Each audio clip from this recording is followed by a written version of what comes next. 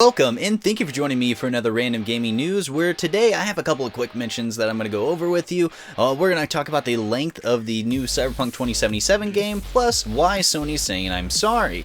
Please check out those links in the description for all the social media stuff, because on every Friday, me and my friends over on Twitch actually do a live stream for you guys for a couple of hours, so you don't want to miss out on that. So go ahead and check out the link that's already down there in the description.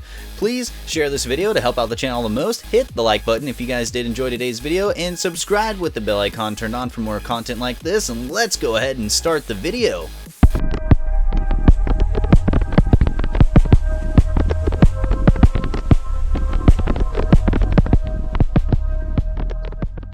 Recently, Marvel's Avengers from Square Enix did release, and we got to play it, and I've actually been enjoying the game myself. But with any live service games, there needs to be some bugs and glitches that work out at the beginning of it there. Well, it just seemed that Marvel's Avengers has a little bit more than the usual MMOs that come out, because this new patch that recently came out last Friday actually fixed over 1,000 bugs and glitches with the game. So that is something that I've said, like, I've been enjoying the game. I enjoyed the game before the patch came out, but I've actually been enjoying it a little bit more afterwards, because we've gotten some fixes for like frame rate drops over on the PS4. I have a PS4 Pro, and as playing with like Black Widow or Thor or something like that, it does drop the frame rates if there's a lot going on the screen, and it does make it a little harder to actually do a few things. So it's nice to see that they did fix up some of that stuff. I personally have been playing as Thor, and I've been loving throwing his hammer and calling it back and just bringing down lightning on mofos. What a hero have you guys been playing as, if you've been playing the new Marvel's Avengers game? Leave those down in the comments below. I'd love to hear from you guys down there. So we didn't really get a good look at the PS5. We got a look at it. We know what the console looks like, all that kind of stuff. It looks great, but we didn't get a good frame of reference of what this console is going to look like whenever we put it into our entertainment system. Well, luck would have it that the Taiwanese National Communication Commission, or the NCC, actually gave us a good look with some cleared, measured pictures from a PDF that they actually published over the weekend for what the PS5 actually looks like. We didn't get a good look on the slot that we're going to get for the external memory for it to boost how much memory you can actually put in the thing, but we did get some good look at it, so that way you can get a good frame of reference of what this thing's going to look like whenever it goes into your entertainment center. Well, and now you have to really think about what you want to get rid of, like keeping that old VHS DVD combo around just to keep the playing the kids' old ass movies that are now probably on Disney Plus. Nextly here, let's go ahead and talk. Yeah, nextly is a word, I'm making it one, but either way, let's talk about Cyberpunk 2077, because this last week we actually got the third installment for the Night City Wire, and it was pretty good.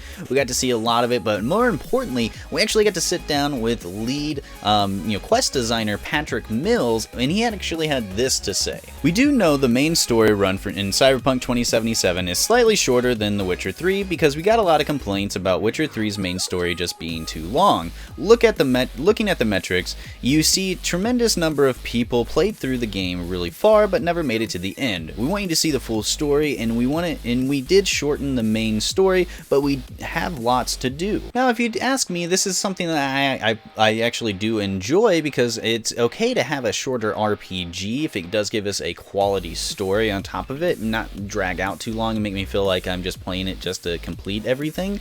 So it's nice to see that they'll be doing something along those lines, and a lot of people have been speculating, because as he said, that this story will actually be shorter than the original, like Witcher 3 for example, which is about a little over 50 hours long. So a lot of people are speculating that this game might be around 40 hours long. He didn't really explain exactly how long it would be, but just that it is shorter than the original story for The Witcher 3. So it's just nice to see what they're actually doing with the game, and that they're doing it, kind of doing a little bit more fan service. I just hope it doesn't get too much where that fan service overtakes what they're actually trying to do with the game. I don't know. Let me know what you guys think down in the comments below, because myself, I'm kind of a mixed bag. I like longer experiences if the game calls for it, but in Cyberpunk 2077's case, I really don't think it needs a longer, like the Outer Worlds. I didn't think that needed to be dragged out any longer. DLC is awesome, but the game is perfect the way that it is. Let me know down in the comments below, do you want a longer experience with your RPG, or do you want a shorter one, or are you just kind of a mixed bag kind of a fellow?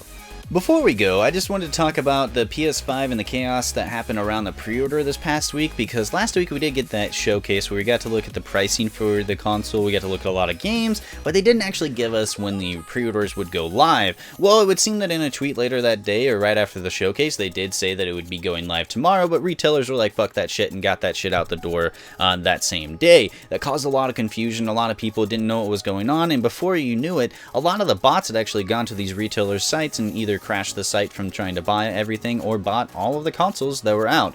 Now, Sony in and of themselves, said that, this is something that is kind of, a big chaos, and they did actually put out a tweet saying, "Let's be honest, PS5 pre-order could have gone a lot smoother. We truly apologize for that. Over the next few days, we will be releasing more PS5 consoles for pre-orders. Retailers will share more details, and more PS5s will be available through the end of the year." We'll have to wait and see what happens from this, but Sony doesn't really have the best of track records when it does come to actually pre-orders and sales along those lines, so we'll have to wait and see over the last, coming days here, but I would venture to say that it's probably going to be a little chaotic at first until they figure out the groove of things, until actually, honestly, the console comes out and they can just supply the retailers over and over again and everybody get the console whenever they want it. That's the video for today. I hope you guys did enjoy it. If you did, hit the like button and leave your thoughts about anything in this video down in the comments below. I'd love to hear from any of you. Check out the description for all the links that I have on there, like the Twitch one for you guys to go and follow me over on Twitch when I go live on Fridays. Also, subscribe to this video with the bell icon turned on so that way you don't miss out on content like this. Share the video to help out the channel the most, and as always, have a wonder-filled fucking gaming night.